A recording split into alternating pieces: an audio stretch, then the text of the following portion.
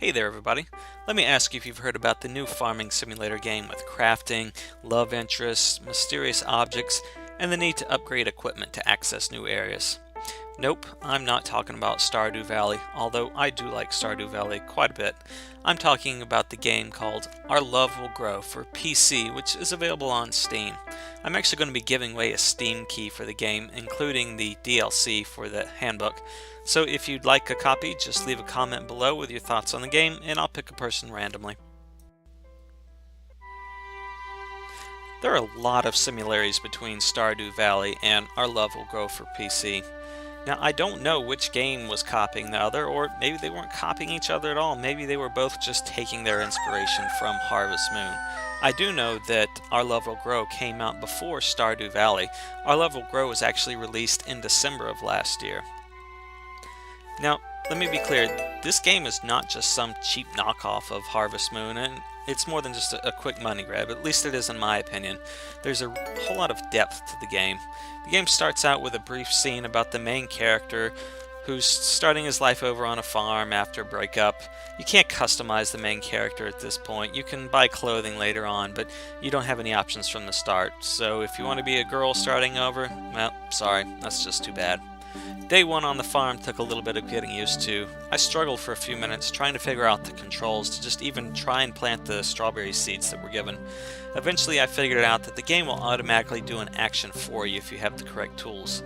So you don't have to select your hoe first and then select the seeds and then select the watering can. You just go up to the designated spot and hit the action button, and the game it'll do the actions for you in the appropriate order, and it'll also let you know if you're missing something. So after planting the crops, I took a tour of the farm, and the farm itself is very spacious with buildings already in place for future growth. There are 3 different crop fields available, which only one is available at the start. A farmhouse, a barn for animals, chicken coop, workshop, windmill, crab ponds, and places to plant trees. Not all of these areas are available for use, and some of them require you to unlock it via quests or crafting. There are basic crafting materials you can collect in the world, such as wood, ore, rocks, and mushrooms. The materials can then be converted into other items by the NPCs in town. At the start of the game, you only have the tools for gathering mushrooms. Luckily, it doesn't take but a day or two to get enough money from selling those mushrooms to buy the other basic tools.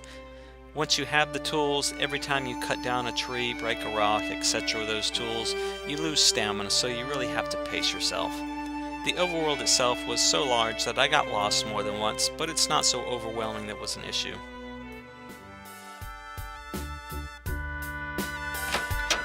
The town has a variety of NPCs to interact with.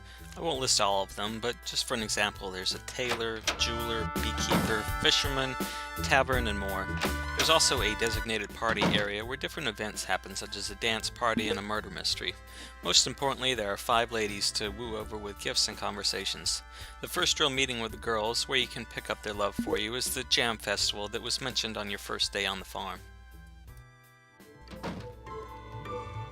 This is a competent farming game with a lot of depth. There are 2 issues I have with the game. Stamina drains so quickly that I often finished my gathering runs well before 10 AM in the game time. You can eat lunch in town to gain stamina back, and I'm sure there's other ways to boost it as the game goes on, but early in the game it's pretty rough. The other issue is the music. It's bland and repeats itself over and over.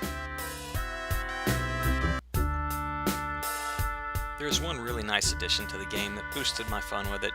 The game has optional DLC, which is an 80-page PDF handbook that gets you started with the game, including who the different people are in town, what it is you should be doing the first day or 2.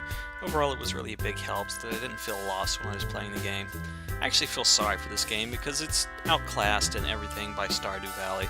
So who do I recommend this game for? I recommend it to anybody who's already a fan of Stardew